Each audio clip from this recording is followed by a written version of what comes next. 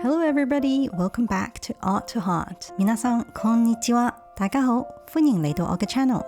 We are going to paint a beautiful forest today. I was actually inspired to paint this after seeing Studio Ghibli's latest movie, The Boy and The Heron. For this painting, I wanted to create something that made me feel like I was right there in the thick of nature. So I decided on painting this piece where it will look like we're lying on the forest floor, looking up at the towering trees with the sunlight streaming through the leaves. 皆さん、もうジブリの動画、君たちはどう生きるかを見に行きましたか？すごく感動してて、今回ジブリっぽい森を描こうと思います。よかったらぜひ見てみてください。大家有冇去睇宮崎駿最新嘅一出電影呢？實在太感人啦！我睇咗2次都意猶未盡，所以今次想同大家畫一個有吉卜力風格嘅森林，希望你哋鍾意啦。As always, there'll be tips along the way on how to paint better, so I hope you enjoy watching this painting unfold all the way to the end.